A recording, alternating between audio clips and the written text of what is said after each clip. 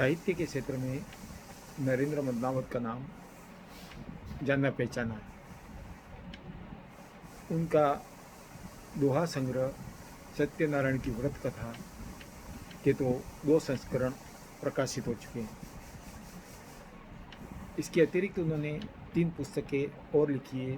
अंकुर शीर्षक से बालगीत जो काफ़ी लोकप्रिय हुए। अनायास शीर्षक से प्रकाशित उनकी गीतिका पुस्तक भी बहुत चर्चा में रही। गीतिका लिखना एक कठिन विधा मानी जाती है। इसके अतिरिक्त उनकी दोहा विधा में लिखी पुस्तक जो परिदृश्य शीर्षक से प्रकाशित हुई है, जिसका भी लोकार्पण शेष है, उस पे तो उन्होंने राजनीति पे दोहे लिखे। नरेंद्र मदनावत के संपादन में अनेक पुस्तकों का प्रकाशन हुआ है, जिसमें बंधन, तेवर, कुलांचे, अथाह, माई के किनारे, तर्कस, सहज, डंको आदि है। आकाशवाणी, बांसवाड़ा, उदयपुर, इंदौर से अनेक बार उनकी कविताएं, वार्ताएं प्रसारित हो चुकी है। 16 फरवरी 1955 को पिता ठाकुर विपत्ति सिंह व माता चंद्रवती देवी के यहाँ जन्मे नरेंद्र मदनावत अनेक प्रतिभाओं के धनी हैं। उत्तर प्रदेश के दरियापुर जिला हाथरस के रहने वाले 1979 में बांसवाड़ा में आ गए और उसके बाद से यहीं रहते हैं। वर्तमान में वे सेवानिवृत्त हैं। उनके कार्यों का बांसवाड़ा के साहित्य में बार बार उल्लेख किया जाता है, चर्चा होती है। इसके लिए इन्हें अनेक बार अनेक संस्थाओं द्वारा सम्मानित किया गया है। कोरोना काल में उन्हें साहित्य मंडल नाथे द्वारा, जो बहुत बड़ी देश की जानी मानी संस्था है, के द्वारा हिंदी काव्य भूषण की मानद उपाधि से सम्मानित किया गया। आइए सुनते हैं उनकी रिकॉर्ड की गई वार्ता। तो हम बात कर रहे हैं श्री नरेंद्र मदनावत से। मैं उनसे पूछना चाहता हूँ कि आप क्यों लिख रहे हैं और समाज को उससे क्या संदेश देना चाहते हैं।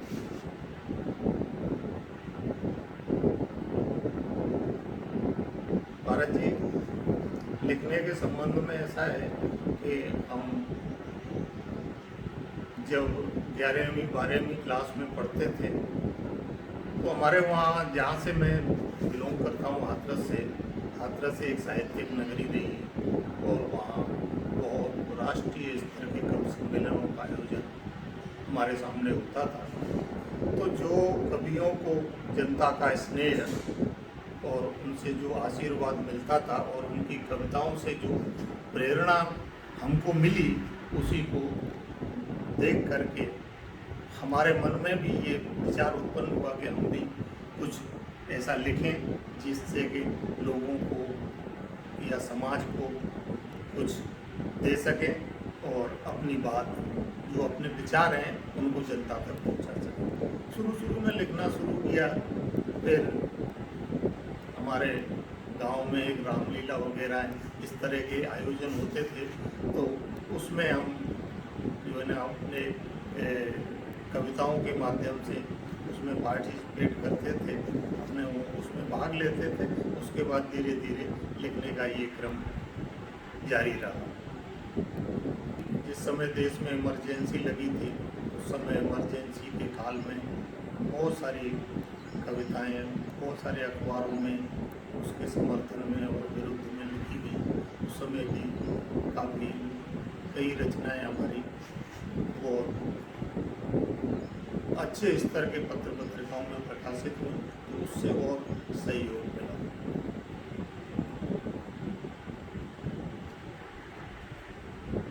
बाकी किसी ने से ऐसी प्रेरणा मिली हो या किसी से ऐसा प्रेरित होकर लिखा हो, ऐसा तो मेरे ध्यान में नहीं है। बाकी जो सामाजिक विषमताएं या समाज में जो विद्रूपताएं और समाज की स्थिति को देख करके जो संवेदनाएं मन में प्रकट हुई, उनको व्यक्त करने की अभिलाषा हमेशा रही और उसी को लेकर के रचनाओं में भाव प्रकट होते रहे। और जब जब रचनाएं लोगों तक पहुंची, उन्होंने इसको थोड़ा सा सराहा तो और उत्साहित होकर के और ये लिखा, लेकिन इतना ज़्यादा नहीं लिखा गया क्योंकि पढ़ते समय पढ़ाई का भी ध्यान रहता था और कुछ जब भी समय मिलता था चुटपुट। बाकी ऐसा लगातार कोई लिखने का वो रहा हो कि भाई एकदम लिखने में का ही वो काम है, बाकी दूसरा नहीं है, तो ऐसा नहीं था। जब भी समय मिलता या मन में कोई ऐसी बात होती तो लिखा, बहुत कम लिखा गया। लेकिन उसके बाद जब सन 80 से मैं बांसवाड़ा आया और यहाँ आकर के जो यहाँ के साहित्यकार थे उनसे संपर्क में रहा, उनसे कुछ सीखने मिला, कुछ अपना भी कहने मिला, तो फिर ये क्रम धीरे धीरे आगे बढ़ता रहा। और जैसे जैसे लिखने का अनुभव, जैसे जैसे अपन लिखते गए, जो अनुभव की बातें हैं वो जैसे जैसे अनुभव कविताओं में या साहित्य में प्रकट होता रहा, उसी का ये परिणाम है कि आज मेरी 4 पुस्तकें प्रकाशित हो चुकी हैं। यहाँ बांसवाड़ा में आकर के साहित्यिक संस्था माँ सरस्वती साहित्य परिषद, भाई कमलेश कमल ने उसको बहुत सहयोग से और बहुत इत्मीनान से उसको अंजाम दिया। संस्था माँ सरस्वती साहित्य परिषद राजस्थान साहित्य अकादमी से भी एफिलेटेड रही और बहुत सारे साहित्यिक आयोजन यहाँ किए। तो जो ये साहित्यिक वातावरण में रहने के कारण और जो साहित्यिक लोगों के साहित्यिक और साहित्यकारों के बीच रहने से बहुत सारे अनुभव हुए। उनका लिखा हुआ और दूसरी पत्रिकाओं का से पढ़ करके जो भी समझ में आया या जो भी लिखने का अपना मादा रहा, उसी को मैंने किया है। बाकी ऐसा कोई साहित्य में किसी से कोई बहुत ज़्यादा प्रेरित हुए ऐसा कभी नहीं रहा। आपकी सत्यनारायण की कथा का दूसरा संस्करण आया है, तो उसके बारे में आप बताएं। सत्यनारायण की कथा लिखने का भी एक अपना ही अनुभव रहा।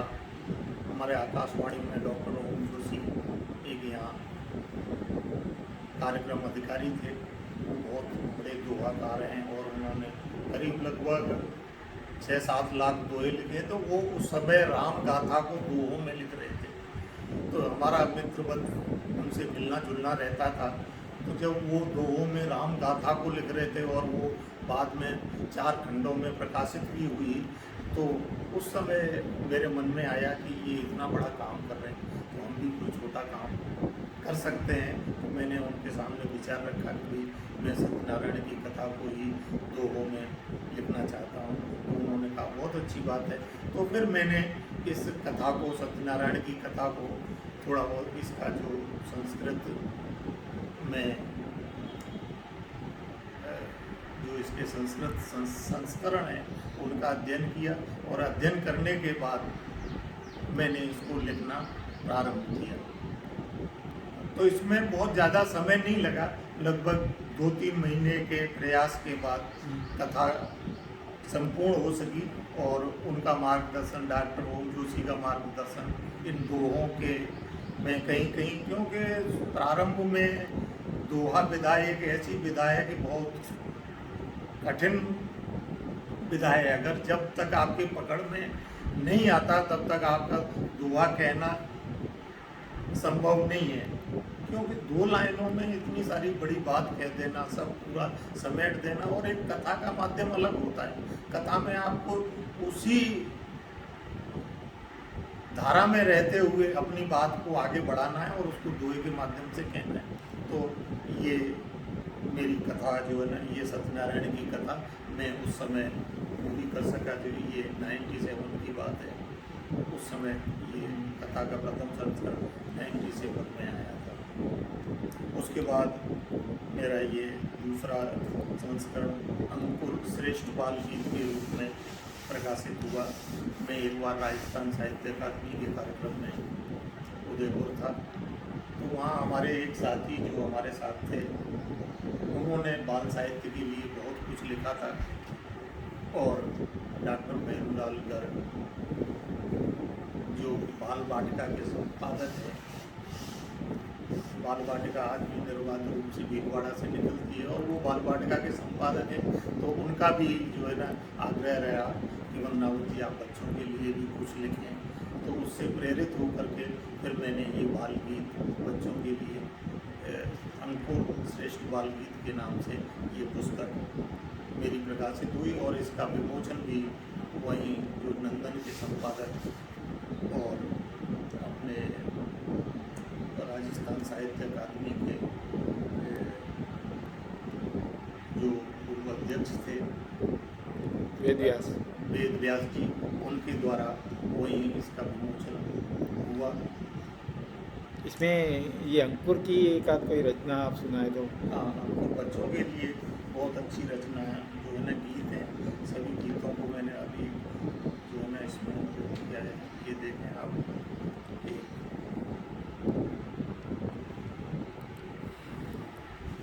एक समसामयिक की एक रचना आपको मैं सुनाता हूँ। इसमें जैसे पहले क्या है कि हमारे गाँव पर्यावरण जो शहरों में आज जितने लोग बस गए, वो कहीं न कहीं किसी न किसी गांव से जो है उनका नाता है।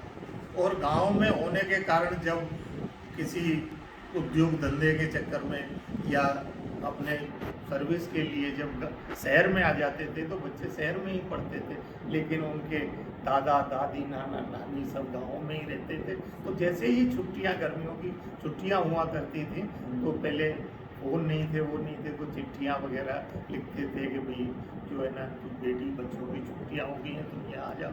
तो ऐसी ही एक कविता देखिए कि नानी जो है ना वो बुलाती है बेटे को, और वो भी नानी खुद नहीं कहती है, अपने बेटे के माध्यम से बुलाने की कहती है। तो वो एक देखें कि गर्मी की छुट्टी से पहले, कि गर्मी की छुट्टी से पहले नानी का खत आता है, टिंचू बेटे गाँव चला मामा कुछ बुलाता है। कि गर्मी की छुट्टी से पहले नानी का खत आता है, टिंचू बेटे गाँव चला मामा तुझे बुलाता है। कि आम लदे हैं यहाँ बाग में, कि आम लदे हैं यहाँ बाग में, कोयल गाने गाती हैं, खरबूजे नित रंग बदलते ककड़ी अकड़ दिखाती हैं। आम लगे हैं यहाँ बाग में, कोयल गाने गाती हैं, खरबूजे नित रंग बदलते ककड़ी अकड़ दिखाती हैं। चलती छुरी खरा खरबूजा, कि चलती छुरी खरा तरबूजा, आंखें लाल दिखाता है, टिंचू बेटे गाँव चला मामा तुझे बुलाता है। ऐसा ये गीत और देखेंगे जैसे पेड़ों के, वृक्षों को लेकर के, वृक्षों के प्रति बच्चों को जागरूक करते हुए एक वृक्षों से संबंधित छोटा सा गीत। आओ हम सब वृक्ष लगाएं, हरा भरा संसार बनाएं, आओ हम सब वृक्ष लगाएं, हरा भरा संसार बनाएं। वृक्षों से बनती है बगिया, दिखता है सुंदर घरबार, वृक्षों के फल खाकर पलते इस जग में लाखों परिवार। मिलती है लकड़ी वृक्षों से, आती है जीवन भर काम। वृक्षों के हैं रूप अनेकों और करोड़ों इनके नाम। वृक्ष लगाओ आंदोलन अब हम बच्चे भी एक चलाएं। आओ हम सब पेड़ लगाएं, आओ हम सब पेड़ लगाएं। आपकी जो गीतिका वाली पुस्तक आई है, हाँ, उसमें से कोई एक रचना जो, क्योंकि ये बड़ी लोकप्रिय किताब है और साहित्य के क्षेत्र में अच्छा नया प्रयोग है, तो उसमें से कोई एक अच्छी रचना। देखिए, मेरा मानना है कि कविता कभी सायास नहीं होती, बल्कि समय और वातावरण, अवसर, परिस्थितियाँ, अनुकूलता, प्रतिकूलता के में अनायास ही प्रस्फुटित होती है। जैसे नदी चलते चलते गाने लगती है, मौसम बेमौसम बादल घुमड़ने लगते हैं, कभी टप टप तो कभी गर्जना के साथ अनायास ही बारिश होती है। ऐसी ही कविता का अनुकरण पल्लवित होता है। तो ऐसे ही समय में जो मन में भाव उठे, उनको शब्दों के माध्यम से गीतिका में पिरोने का प्रयास रहा है मेरा। देखें कि थक गया हूँ अब निकलना दूर तक होता नहीं, कि थक गया हूँ अब निकलना दूर तक होता नहीं। छोड़ दूँ चलना समय के साथ भी होता नहीं, छोड़ दूँ चलना समय के साथ भी होता नहीं। थक गया हूँ अब निकलना दूर तक होता नहीं। सांस रिश्तों की घुटी है, सांस रिश्तों की घुटी है जब बड़ी हैं दूरियां। कि सांस रिश्तों की घुटी है जब बड़ी हैं दूरियां। रोज मिलना हर किसी से चाहता होता नहीं, रोज मिलना हर किसी से चाहता होता नहीं। मैं अकेला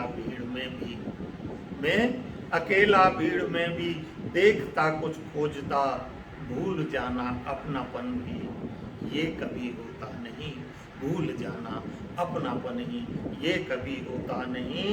याद में अपनी सदा सब हैं, याद में अपनी सदा सब हैं बहुत परवाह भी। गीत गाकर ये बताना चाह कर होता नहीं, गीत गाकर ये बताना चाह कर होता नहीं। एक चेहरा दर्द कितने नित छुपाता आदमी। पीर सब एक गीतिका में कह सकूं होता नहीं, पीर सब एक गीतिका में कह सकूं होता नहीं। आपकी एक नई पुस्तक आ रही है परिदृश्य, वो किस विषय पे लिखी गई है, कौन सी विधा में लिखी गई है, और उसमें से कोई रचना आप सुनाएं। परिदृश्य मेरा एक दोहा संग्रह है। मैंने सत्यनारायण की कथा को दोहों में लिखने के बाद बहुत सारे दोहे सामाजिक, आर्थिक, मानवीय संवेदनाएं, राजनीति और आजकल के रिश्तों में जो खटास मिठास है उसको लेकर के समय समय पर लिखे, उन्हीं का एक संग्रह है ये दोहा संग्रह परिदृश्य। इसमें से कुछ दोहे देखें आप। हंसें हंसाएं नित रखें, एक दोहा कि हंसें हंसाएं नित रखें मुखड़े पर मुस्कान। कि हंसें हंसाएं नित रखें मुखड़े पर मुस्कान। कोई गम उनको नहीं ऐसा क्यों ले मान। जे हंसे हंसाएं नित रखें मुखड़े पर मुस्कान।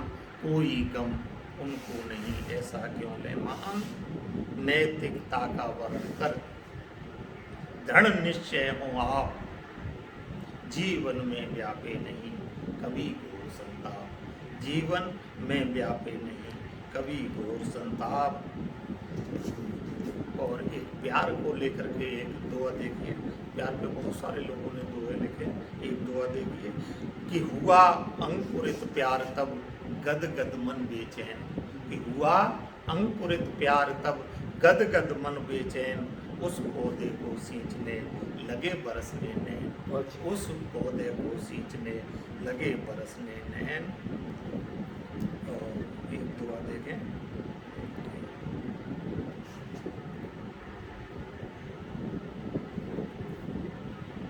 ये राजनीति के जो है नेताओं को एक शख्स का संदेह को लेकर के मैंने बहुत सारे लोग लिखे हैं कि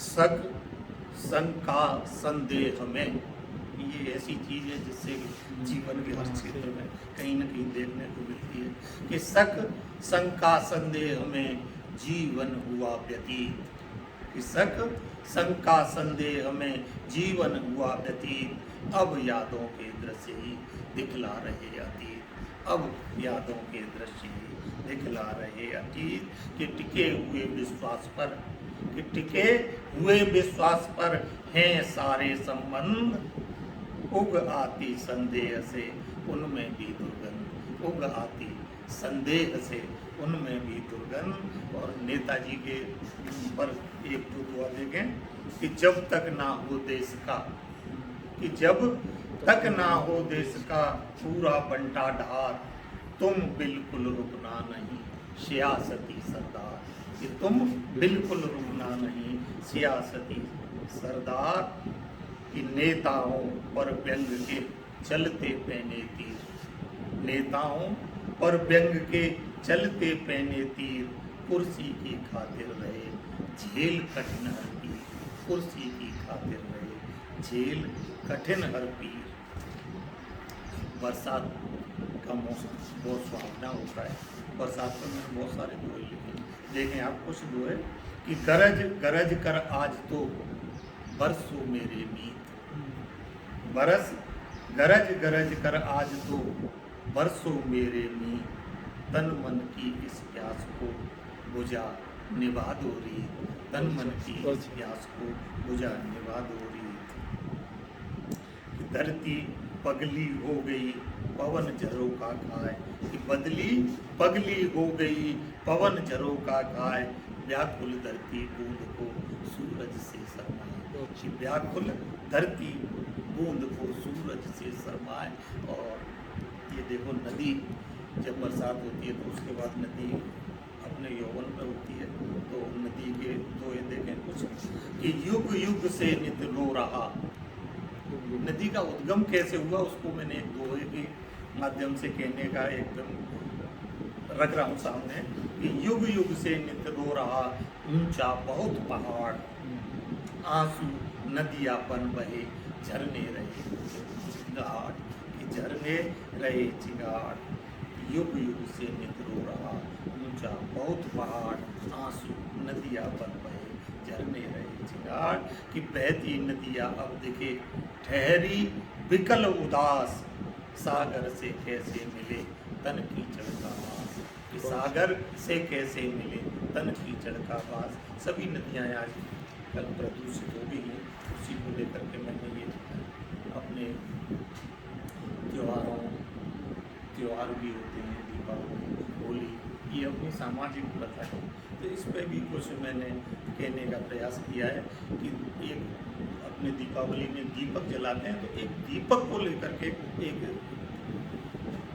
दुआ देखें कि माटी से दोनों बने, कि माटी से दोनों बने तुम मानव में दीप, आदमी और दीपक दोनों ही, कि माटी से दोनों बने तुम मानव में दीप, परहित में जलता रहा ईर्षा आप मही, परहित में जलता रहा ईर्षा आप मही, कि बिजली की रंगीनियाँ जो अपन दीपावली में तमाम बिजली की रोशनी करते हैं वो करते हैं, कि उसको लेकर के एक दुआ देखें कि बिजली की रंगीनियाँ हों कितनी ही भव्य, कि बिजली की रंगीनियाँ हों कितनी ही भव्य, माटी के एक दीप सा ना हो ना होता मंतव्य, माटी के एक दीप सा ना होता मंतव्य, बिजली की रंगीनियाँ हों कितनी